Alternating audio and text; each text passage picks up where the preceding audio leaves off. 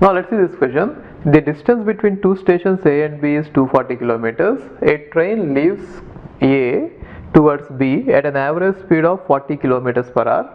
After 1 hour, another train leaves B towards A at an average speed of 60 kilometers per hour. The distance of the point C where the two trains meet from A is. So they are saying this. Now we have 2 points. One point is A, another point is B. Okay. Now they are saying that one train is moving from A to B at a speed of 40 kilometers per hour. Right. Another train is moving from B to A at a speed of 60 kilometers per hour. Now they are asking us to find out where they are going to meet, at what point from A they are going to meet, but then they are saying a small one more additional point here. The point is, if you assume that A is going to leave now, B is going to leave after 1 hour. That is what is given, right? Now if you assume that A leaves now, let's say we are starting from time 0, and A is going to meet B at time t, right? What happens is they are saying that B will leave after 1 hour. Got it? Therefore, if A has traveled for time t in order to reach B or meet B, B would have traveled only for a time of t minus 1. Got it? Are you getting this? So what is that we are trying to say is, A is going to start immediately, but B will start after 1 hour, and both of them are going to meet at some point, right? So if A would have traveled for t hours in order to meet B, B would have traveled only for t minus 1 hours in order to meet A. Got it? So let us say they are meeting at some point here, right? Now A has traveled for t hours to reach here, and B has traveled for t minus 1 hours to reach here, right? Anyway, the total distance between these 2 points will be covered by both of them. Got it? So now let's try to find out the distance covered by A in t hours and the distance covered by B in t minus 1 hours, and add them up and equate it to the total distance, and total distance is given as 240. It is already given that the total distance is 240 kilometers. Got it? Therefore, the distance covered by A, right, let's call it as dA. The distance covered by A is equal to speed into time. So whose speed? A's speed. Let's call it as speed of A into time traveled by A. So we are assuming that A is going to take a total of t time, that is why into t, right? So what is it? Speed is 40 into t. So this is the distance covered by A, right? Now this one is dA, and the distance covered by B is dB. Now dA plus dB is equal to 240, right? So let's find out dB. Now what is the distance covered by B? Distance covered by B will be speed of B, which is 60, into time for which it traveled, right? If A has traveled for t hours, since B is starting 1 hour late, B will be traveling only for t minus 1 hours, right? Therefore it is t minus 1. Got it? So now this is dA and this is dB. We know that dA plus dB should be equal to the total distance, which means 240, right?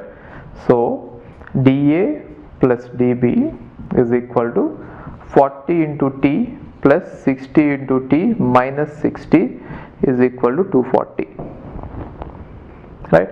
Now if you simplify it, it is going to be 100t equal to 300.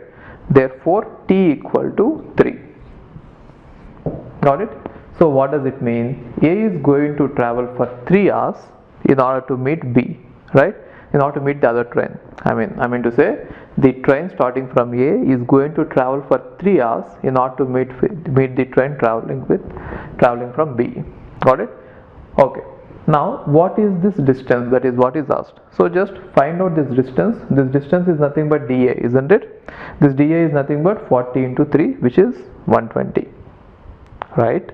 So this distance is what is asked. See this, what is asked? The distance of the point C where two stations meet from A is, which means this point from this point is asked. So it is nothing but distance covered by A. or distance covered by B. You can find out total distance and distance covered by B and subtract it. Simpler way is dA. Now what is dA? 40 into T. So what is 40 into T? 120 kilometers, right? Therefore the answer is 120 kilometers. Got it? Now what is the other way of solving it? Other way of solving it would be, now assume that A has travelled for T hours to meet B and B has travelled for T minus 1 hours to meet A. I mean to say this train starting from A travelled for T hours to meet it, and again train starting from B has travelled for T minus 1 hours, right? Now A is here, B is here. So if you observe this, I can find out this time in terms of the speed and distance covered by A, the train A, and I can find out this time in terms of the speed and distance covered by train B. Got it? See, now we know that T and T minus 1, right? So what I can write, the time taken by A to meet B is equal to time taken by B to meet A minus 1. From these two I can write it, isn't it? Time taken by A is equal to time taken by B, I think, plus 1. Right? From these two I can write this way. Time taken by A to meet B is equal to time taken by B plus 1. Because if I add plus 1 to this, both are going to be equal. Right? Okay, now I want to write these times taken by these two trains in terms of the distance and the speed, right? So we don't know the distance, that is why I'll assume that the distance is D. Then what happens to this distance? It is 240 minus D. Got it? Now this distance D can be computed as speed into time. So what is speed into time? So speed into time, as we know, is here it is 40 and the time is okay. So one other way of writing the time is, one is we can write speed into time, again it is going to be the same way, right? Here we have equated the distances. Okay, so here I can write speed into time. Okay, speed, okay, distance, okay, distance by speed we can write it. So D by 40 is equal to, what is the distance here?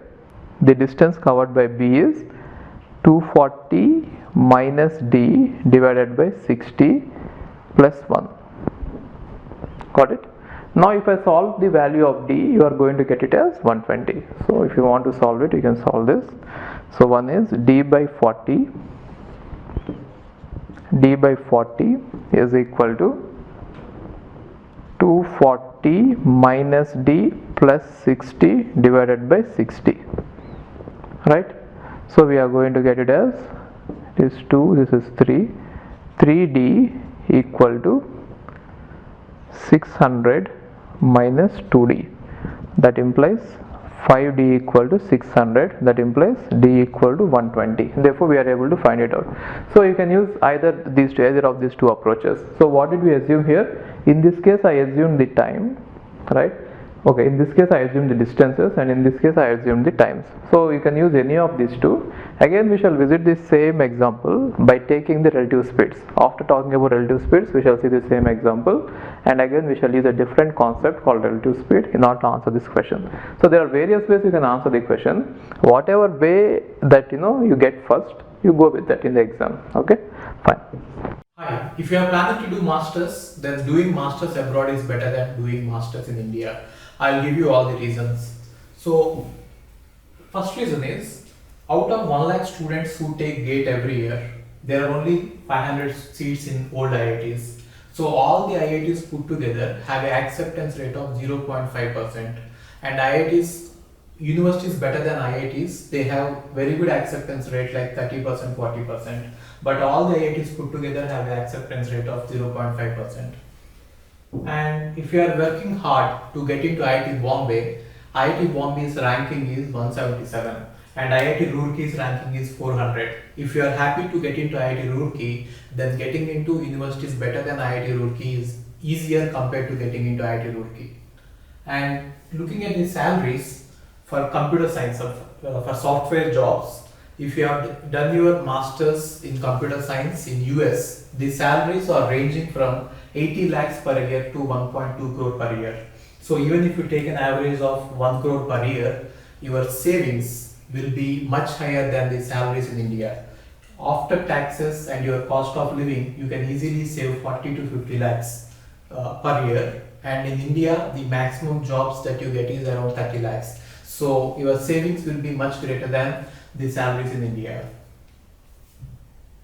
And these are all the services that we provide. University shortlisting. So depending on your profile, we will shortlist what are the universities that you have to apply, and statement of purpose building, and then LOR guidance, and GRE and English test assistance, and education loan assistance. So you don't have to have any collateral, which means without any security, now you can get education loan. Getting education loan is very simple these days, and whatever the amount of fee that you have a range of universities. You can apply for 10 lakh universities, 20 lakh universities, or 50 lakh universities. But whatever it is, you are going to get complete education loan, and you can pay off your education loan in 1 year after you get a job.